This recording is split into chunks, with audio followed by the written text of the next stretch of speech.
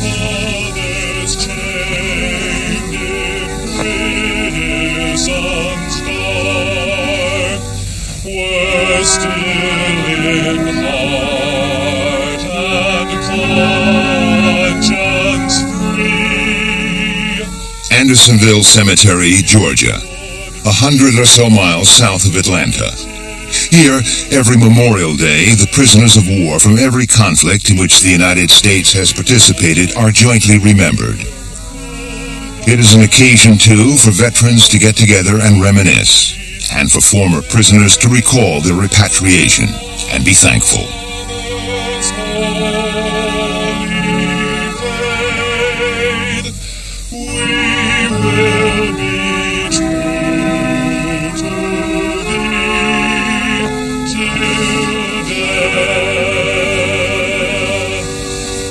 Not every prisoner survived his captivity.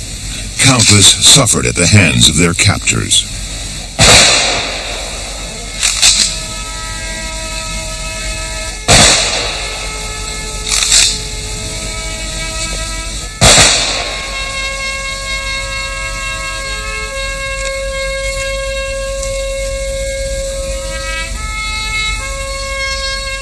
The American Civil War was one where prisoners did suffer unduly, where it was as dangerous to be captured as to remain in combat. Yet it was brother causing suffering to brother. For brother, so were they buried. 56,000 died in the prisons of North and South. Now, so many decades after the event, the hurt is still there, and people still ask, why?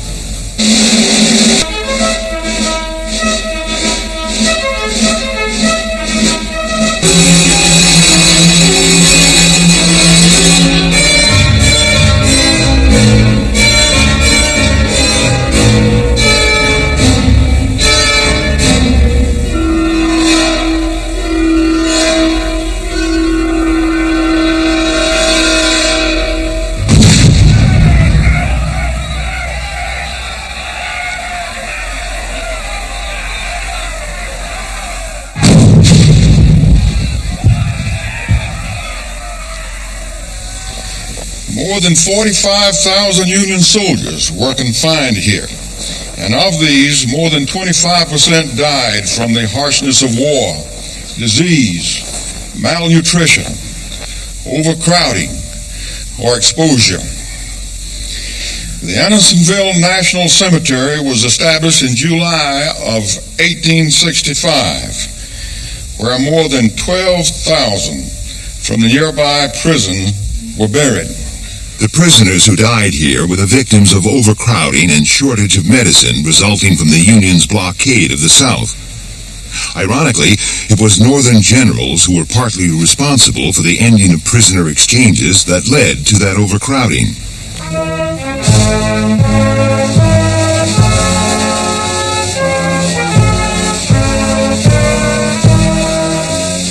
Even so, Andersonville is a blot on the face of Southern honor. Many cite it as what happens when notions of total war get out of hand. As the casualties escalated and both sides got frustrated, the South realized that after Gettysburg, a military victory was a forlorn dream and foreign intervention now unlikely. Their best hope of winning it so that antagonism to continuing the war could lead to Lincoln's defeat in the presidential election in November 18 could only counter by making the struggle so unpleasant for Southerners, both soldiers and civilians alike, that their will to resist would weaken first.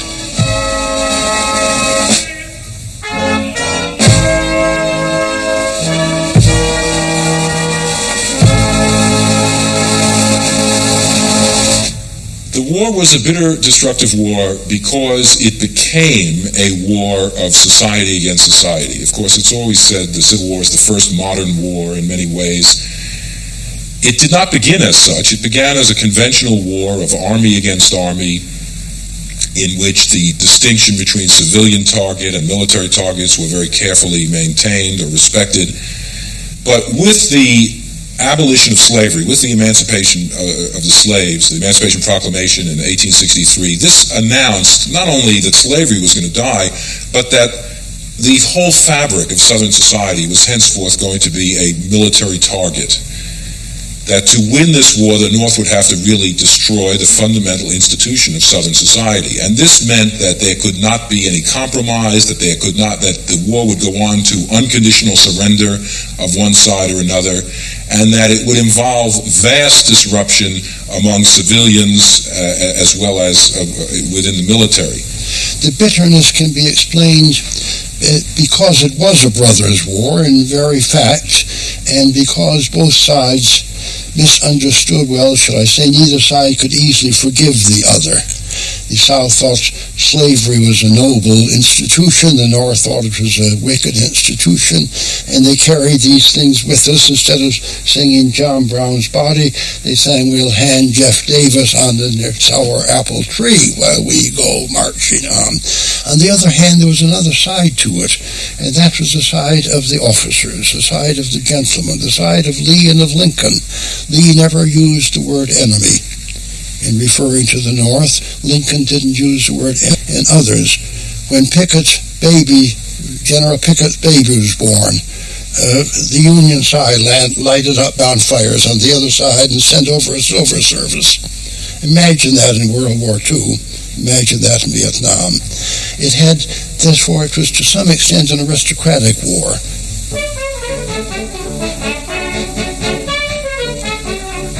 Because of the advent of the camera, we have a better idea of what the Civil War warrior looked like than we have of any of his predecessors. Photography was barely 20 years old when the first shots were fired at Sumter. Fortunately for us, many thousands of images from those days have survived. However dashing their poses, their demeanor was certainly serious. By the third year of the war, no one was in any doubt that it was a grim, purposeful, increasingly dirty business.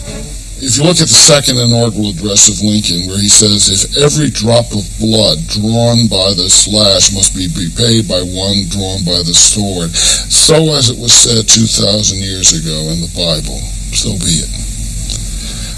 God is on our side, and that's the conviction of both sides. And of the coming of the Lord, he is trampling out the vintage where the grapes of wrath are stored. He has loosed the terrible swiftness of his terrible swift sword. His truth is marching on. That kind of attitude means, therefore, that you are fighting not simply a war, you're fighting a holy crusade.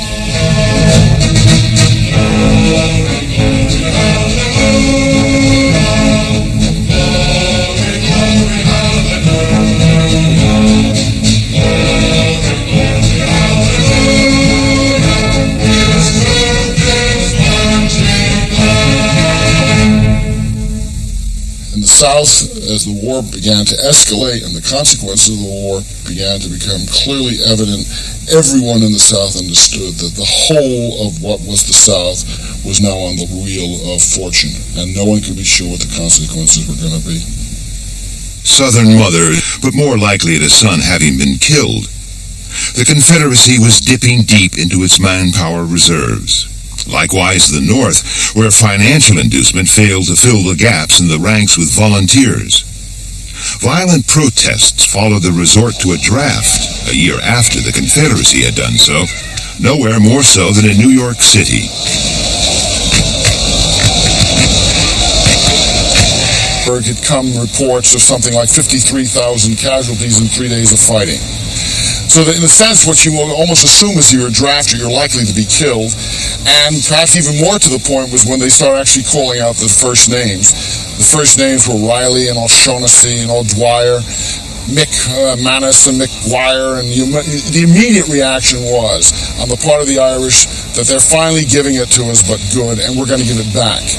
Around this particular churchyard, out in the street, thronged mobs of people who would storm out of this area northward into vulnerable areas of the city.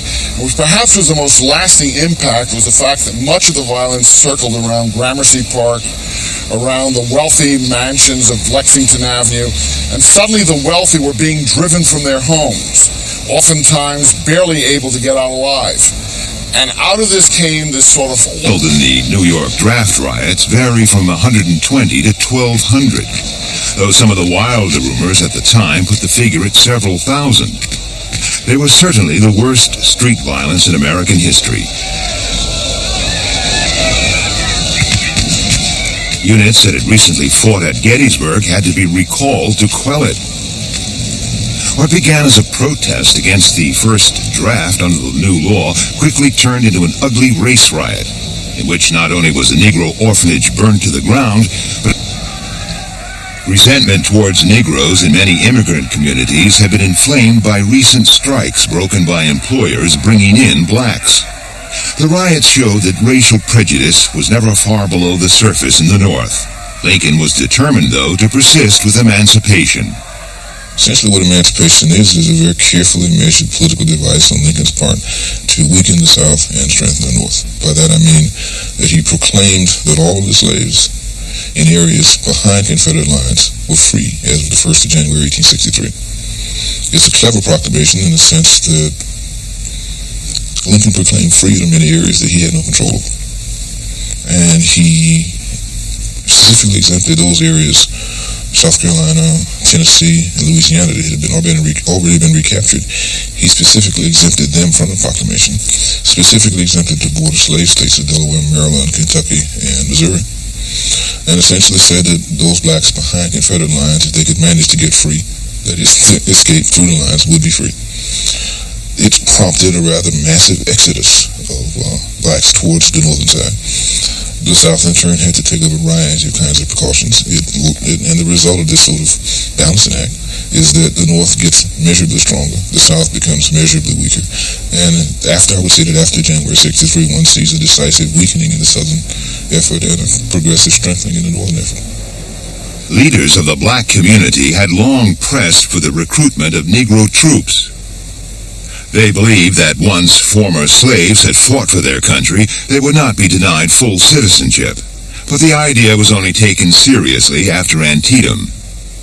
Even then, they were given mainly menial duties.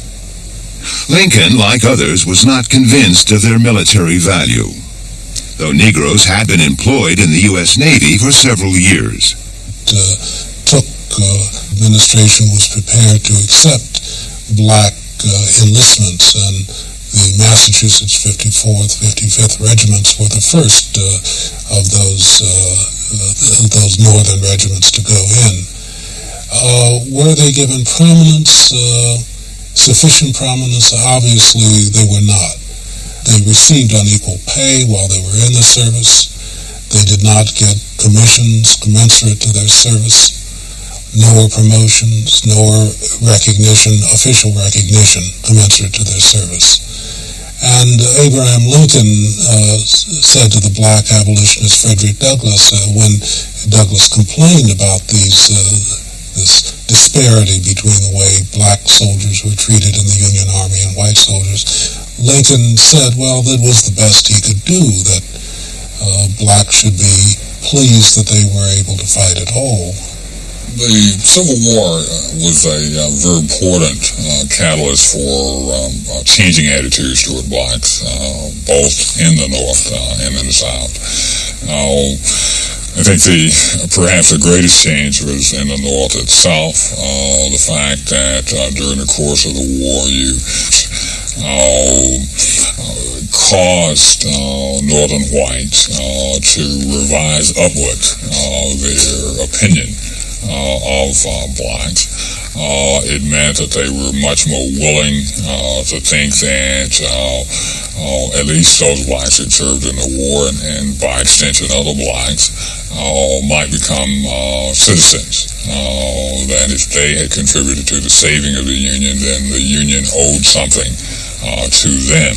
The use of black troops in battle, sometimes cannon fodder or used in very dangerous situations, received a good deal of publicity and a sense of obligation, a sense that in the North, a sense that caused a relatively more favorable shift toward blacks and prepared the way for the acceptance, not immediately, but after 2 or 3 years, of the idea of black suffrage in the United States.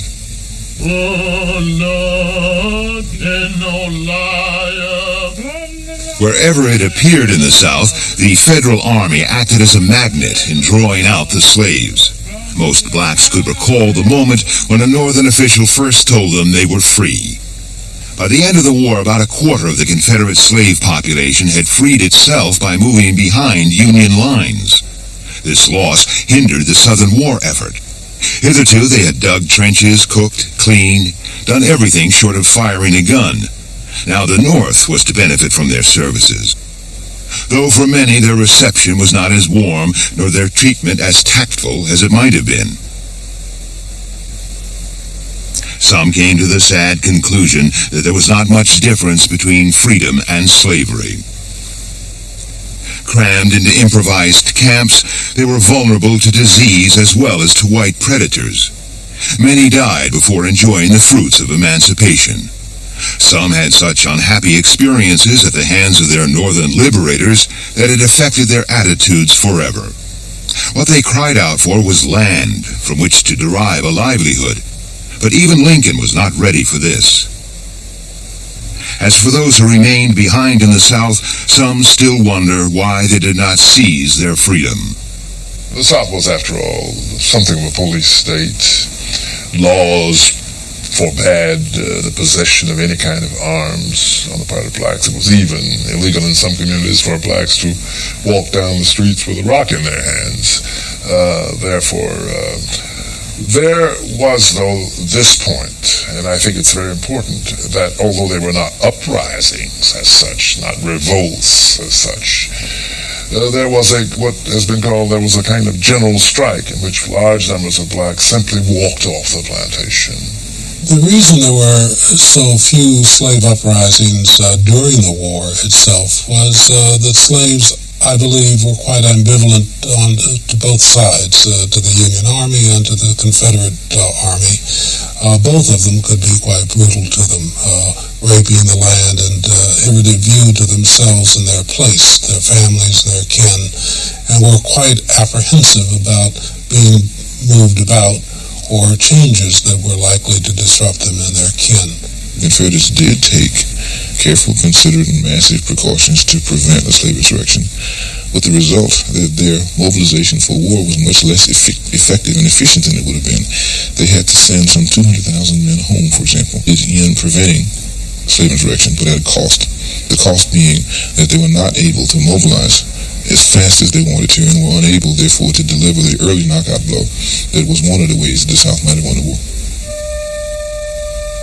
It was ironic that the Southern way of life, epitomized by these great plantation houses of Virginia, which the Confederates had gone to war to protect, was now being changed inexorably by that war.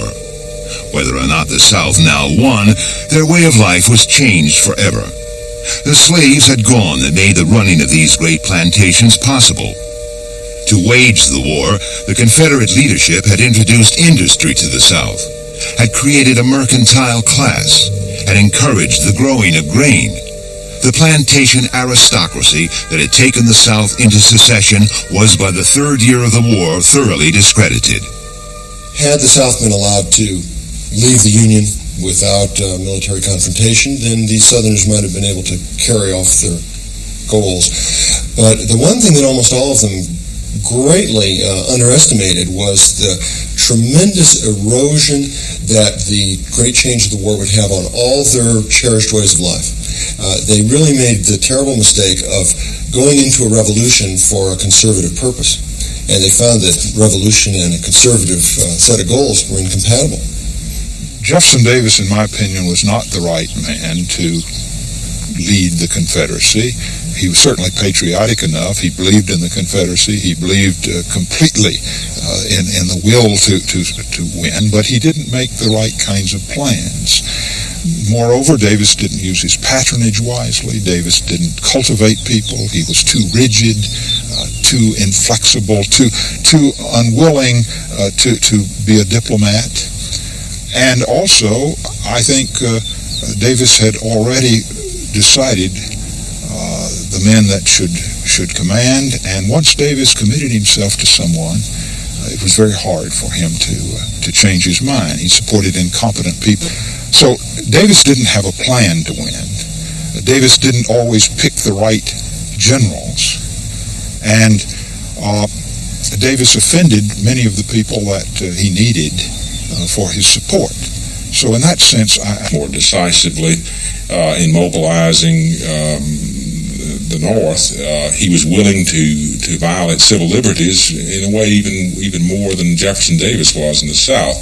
He suspended the writ of habeas corpus. He was willing to imprison dissenters. But you can't compare the freedom of North and South simply on the basis of how many people were put in prison. The North was basic. There has never been a shrewder political leader that I know of in the world than Abraham Lincoln. He would be perfectly straightforward and honest when that served his purpose. He would be devious when that served his purpose. He would keep his word to a man. A dishonest man, he's one of the most honest men I've ever read about. But he was completely flexible with regard to that, in contradistinction to Jefferson Davis, who, if he gave his word to a man, there was no way in the world he could break it, no matter how much good it would do the public good or anything else. He was inflexible in that sense, and Lincoln was extremely flexible, or as we call it nowadays, pragmatic. David Donald, the American historian, once said that if the North and South had exchanged presidents, the South would have won the war. I think this is perhaps an exaggeration, but there's no question that Lincoln responded to the crisis of the Civil War more effectively than Davis. What was the real Lincoln? A politician, first of all. From age 21 until the end of his life, he was always running for office, or in office, except for about 4 years. He was a loyal member of the Whig Party, the Republican Party. He was a man who had risen through politics from poverty to considerable wealth and importance. But nonetheless, he also was a very decent, humane individual who hated slavery. There's no question about that. And really believed that slavery was a contradiction, or represented a contradiction to the ideals that the nation was supposed to be standing for. But I think the key element in Lincoln's leadership, statesmanship, was his flexibility, his willingness to change, his willingness to grow. During the Civil War, he saw that old ideas, traditional ways of fighting, traditional attitudes toward the military and toward slavery were not going to win the war, were not going to bring a better nation out of the war. And he changed his policy over and over again. Some might say this is just opportunism or pragmatism, but in the heat of a war in which old verities were really being torn apart every day, this was what was required to win. And I think it's this capacity that really marked him as a great leader and a statesman. Lincoln was not only a very brilliant writer, but he was a very conscious stylist. He thought very carefully about what he wrote, which is why, unlike politicians today, you can really take Lincoln's speeches and analyze them and say, this is what he believes. Nobody believes today if a politician gives a speech that that's what they really think. There's some advantage here or there. Lincoln, in his letters, in his speeches, was so careful as a stylist and so economical in always getting down to the bare bones, the clear, pithy representation, that it did have great force, great power, great eloquence, and he was able to communicate with ordinary people in a very direct way in trying to convey what he thought the war was about. And Lincoln also resisted the temptation, although he was a patriot and a believer in the Union, he resisted the temptation to, in a kind of sordid way, make public relations points out of the suffering or the sadness of others. Lincoln wrote private letters. He didn't try to gain mileage out of that politically. It was a sort of just a decent gesture on his part. And I think that's a measure of his character also.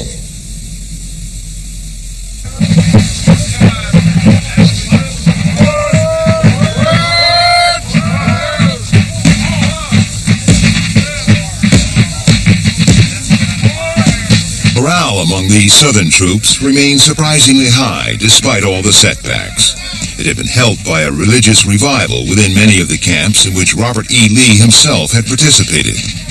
Although declining in numbers, the rebel army was now mainly composed of battle-hardened veterans, but pride still prevailed with them.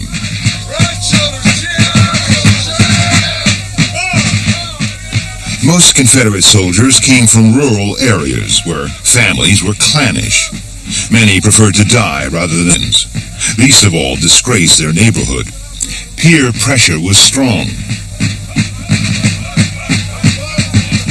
After Gettysburg, the Southern armies had retreated to Virginia, where they had been largely left alone to lick their wounds and regroup. Indeed, the Eastern Front was relatively quiet for the rest of the year.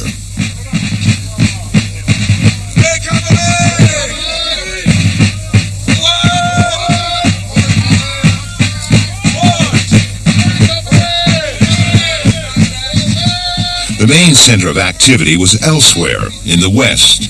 In Tennessee, where Lincoln had his eyes on Chattanooga, which stood on a vital east-west rail link where the Tennessee River cut through the mountains.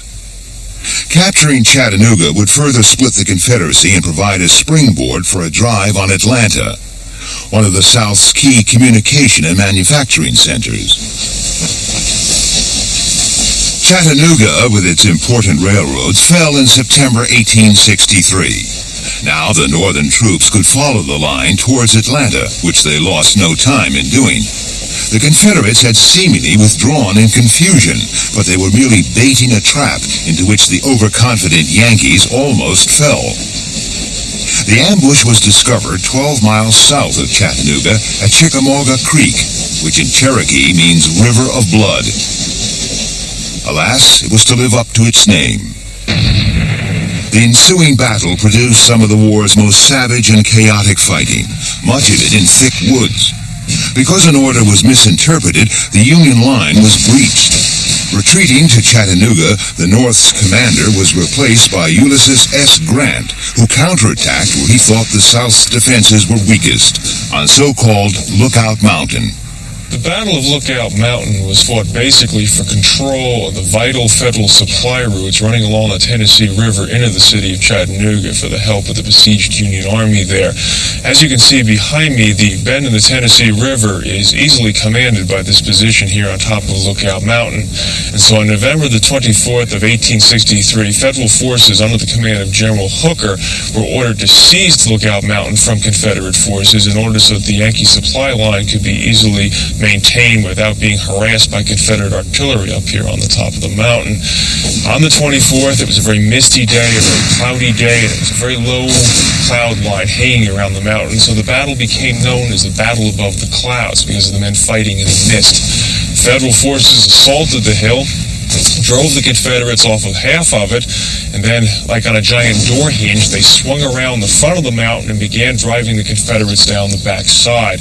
They probably would have succeeded in doing this, but darkness stopped them, and both sides got ready to continue the fight the next day. During the course of the night, though, the Southerners realized that they could not possibly hold back the superior federal forces that were attacking them, so under the cover of darkness, they withdrew from this position to their further eastern position on Missionary Ridge.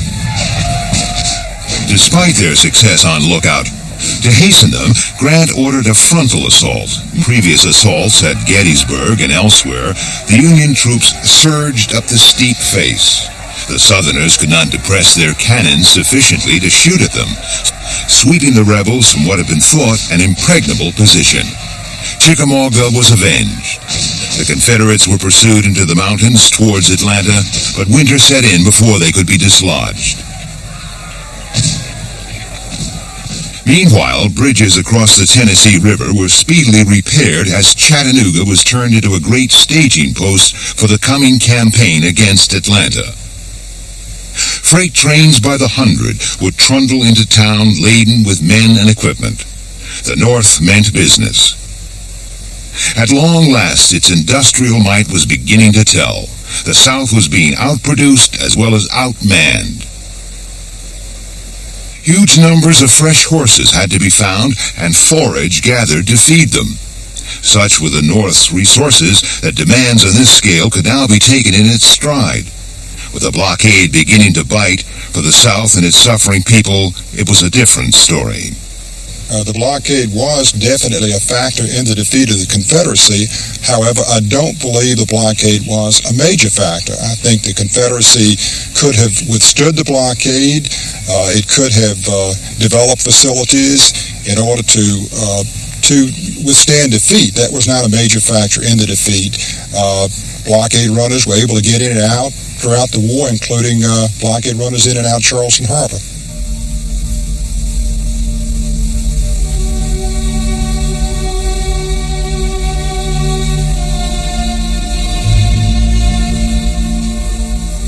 Charleston, long the focus of Northern fury as the birthplace of secession and hence the cradle of rebellion, as well as a major blockade running port, became the target during 1863 and 1864 for much federal naval attention. A young Virginian painter-turned-soldier, Conrad Wise Chapman, was commissioned by the local Confederate commander. First had to endure bombardment from the sea, followed by assault from the shore when the harbor. Eventually, Fort Sumter itself was reduced to rubble.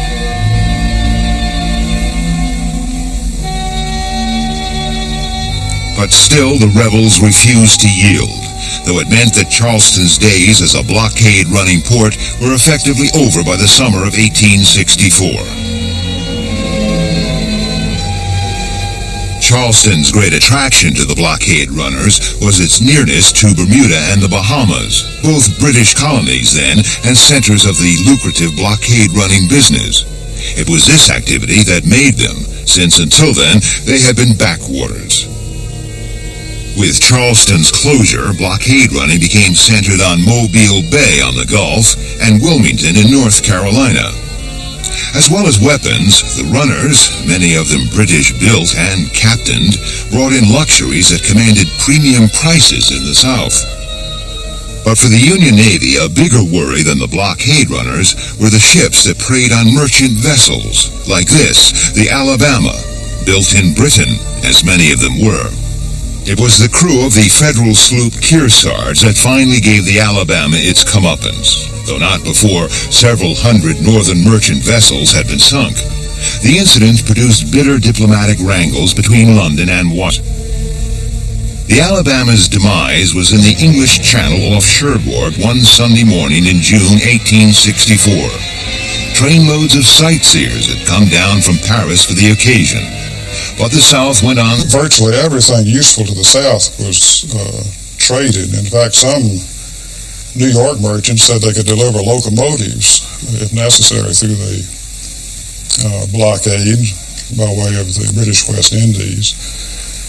But ammunition, guns, swords, uniforms, shoes, the most important single article of the Army, and which was in very short supply in the South and early in the war.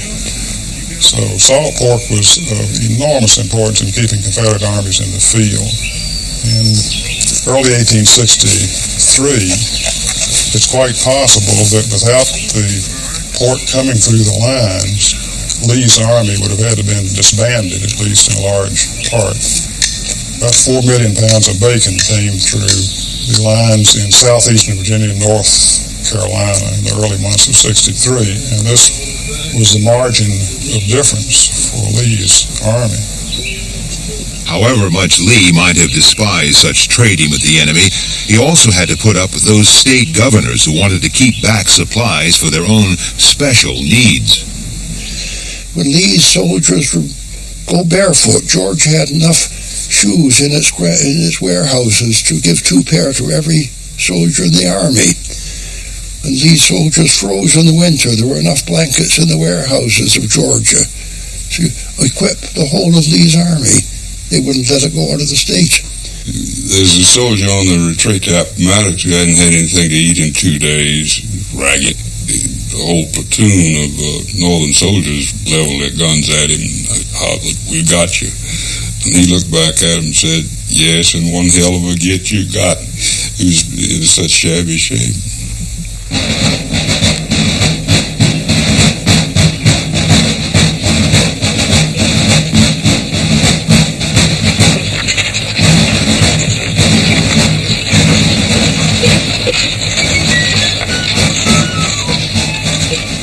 Contrary to impressions, it was the North that was having problems filling its ranks that summer of 1864. War weariness was at its height, and Lincoln despaired of being re-elected. His defeat might well be the South's last chance to win independence. Although Northerners would not admit it, there was still a lot of life left in the Confederacy. Morale, miraculously, was being maintained among its frontline troops. The rebels could still produce the unexpected, as demonstrated in the Shenandoah Valley close to Washington one day in May. Cleared of Confederates. But even the best laid schemes are not always followed.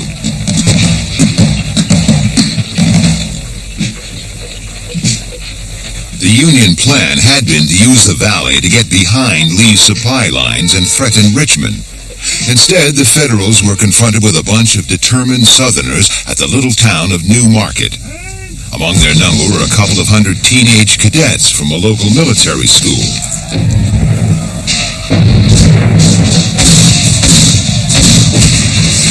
The cadets were to conduct themselves bravely in a battle warmly remembered by many Southerners. Although they seemed hopelessly outnumbered, the rebels fended off the northern attacks. After all, it was their land that the Yankees were invading.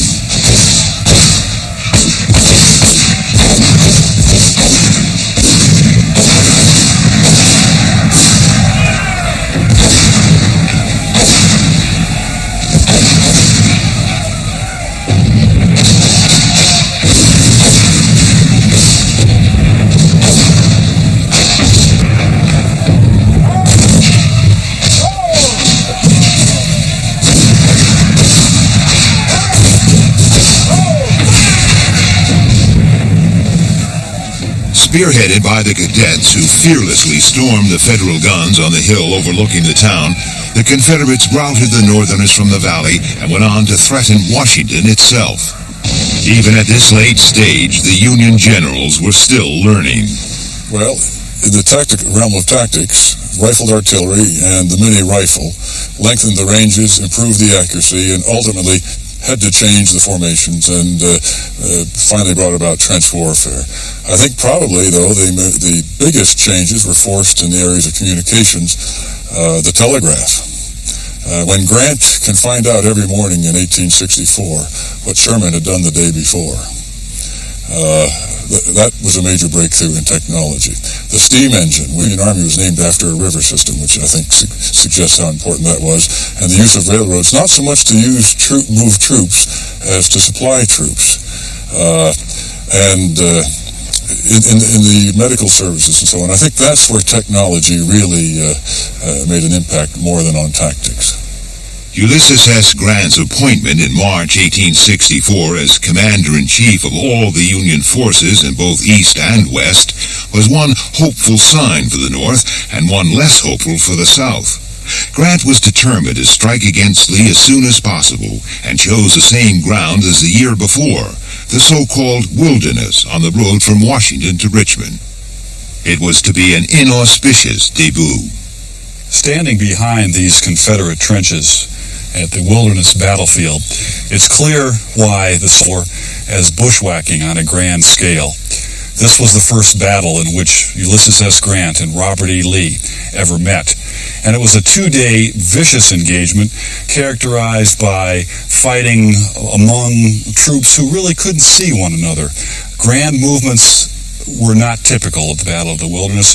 Confusion in these thick woods was more typical of the fighting here. The battle lasted 2 days, May 5th and 6th, and it cost some 26,000 casualties on both sides.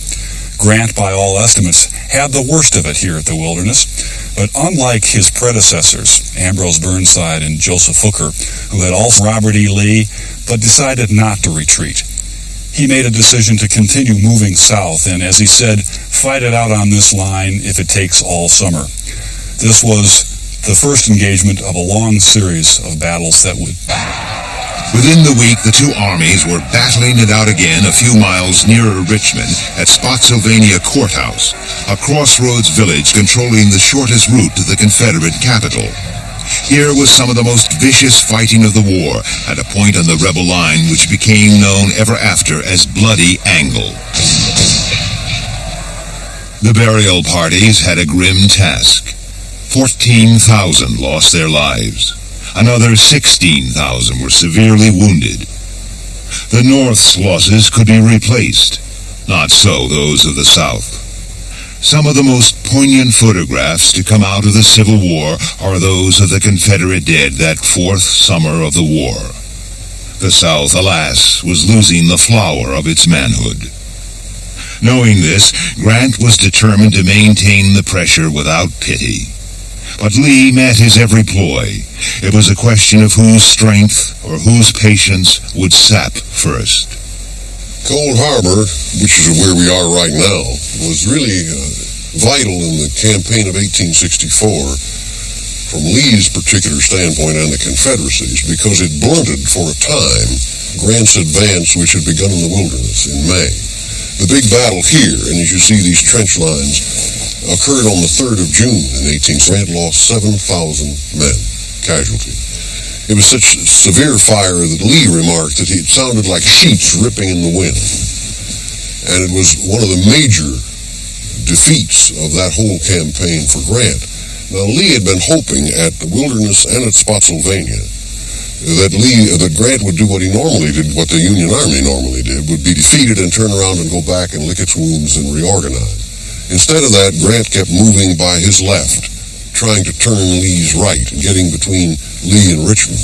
And this is Lee moved here rapidly from Grant's army as they moved on Richmond. The defeat here was a severe check to Grant, but he reorganized right on this field and moved again to the left. And for the first time in the whole campaign, Lee lost him. And he moved from here south of the James and began the investment of Petersburg. But this battle was so severe and the casualty lists were so heavy in the north that it severely shook northern morale for several weeks. I remember looking at an Albany Argus front page, the Albany, New York newspaper, where the whole front page, second page, and third page were the dead from Cold Harbor. Just names. And this did not go over well with the North. That's when Grant got the name Butcher Grant. And it bothered Lincoln. Lincoln wasn't sure he was going to survive the casualties of this campaign. The men were still fighting by old-time tactics in a sense. Robert E. Lee, Sir Winston Churchill often called the last of the great old-fashioned generals. But this war also produced the men who believed that war was no longer merely a chess game, but rather war was a conflict that had to be taken to an entire country, its civilian population included. We call that today total war. We accept that today as war. It was a great transition for the people back then, which is simply why Sherman's march through Georgia and to the sea seems so brutal and atrocious.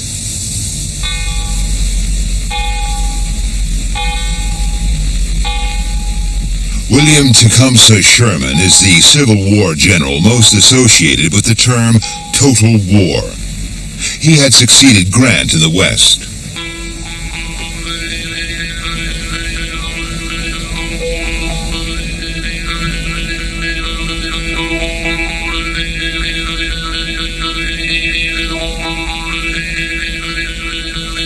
Sherman now sought to exert his particular brand of pressure on the Confederates.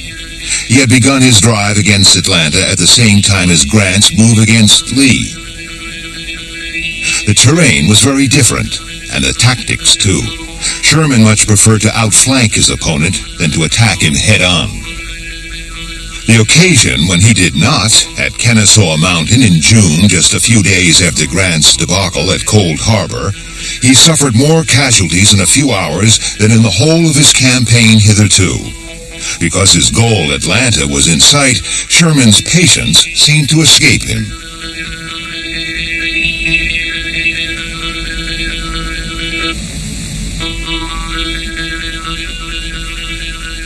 The lesson was not lost on him, and he promptly returned to his previous tactics of maneuver and feint, which again worked. Sherman was within 5 miles of Atlanta. As he began his bombardment, panic seized its citizens, and those who could fled, jamming the roads and crowding the trains going south. He increased the shelling. War, he told them, was hell, and the sooner they surrendered, the better.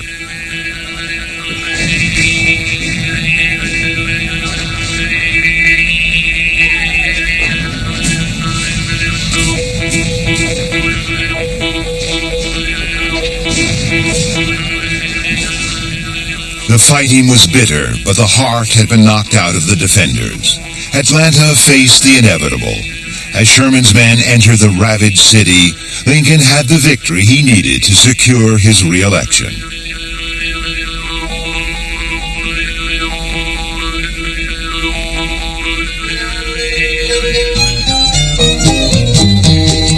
Bring the good old bugle boys and sing another song. Sing it with the spirit that will start the world along. Sing it as we used to sing it, 50,000 strong, while we were marching through Georgia.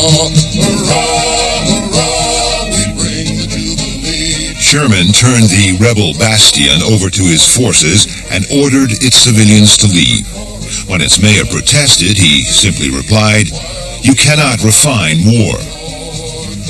To his colleagues, he argued, "We may not change the hearts of these people, but we can make them so sick of war that generations would pass before they would again resort to it."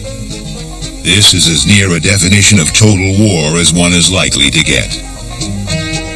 Germans dashing Yankee boys will never reach the coast. So the saucy rebels said, and 'twas a handsome boast. Had they not forgot, alas, to reckon with the host, while we were marching through Georgia. Sherman now began his great wrecking march through Georgia to the sea. Before leaving Atlanta, he ripped up every rail track there was. He was cutting himself loose from his supply base and would live off the land, destroying what he did not need, determined, as he put it, to make Georgia howl.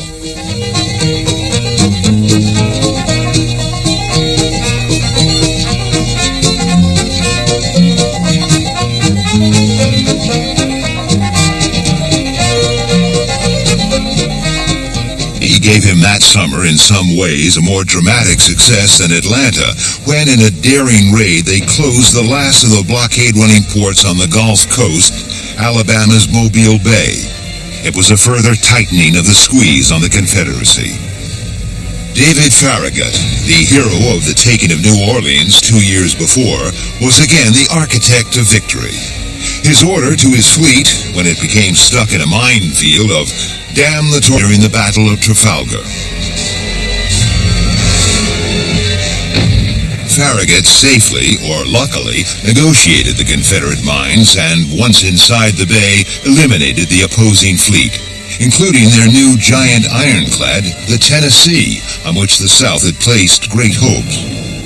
All in all, it had been quite a summer for the North, and Lincoln in particular. There were many Southerners who now thought they had shot their last bolt. I think the South had 3 chances to win the war. I think in the very first few months, they could have pulled off a military victory. In the summer of 61, I think they were that strong in comparison to what the North was at that time. I think by the end of 61, that was gone. I think their second hope for success was foreign recognition. And their third hope was a political settlement, was Lincoln's defeat. And the fall of Atlanta ended that. After Atlanta and Mobile Bay, Lincoln's election that November of 1864 was a foregone conclusion.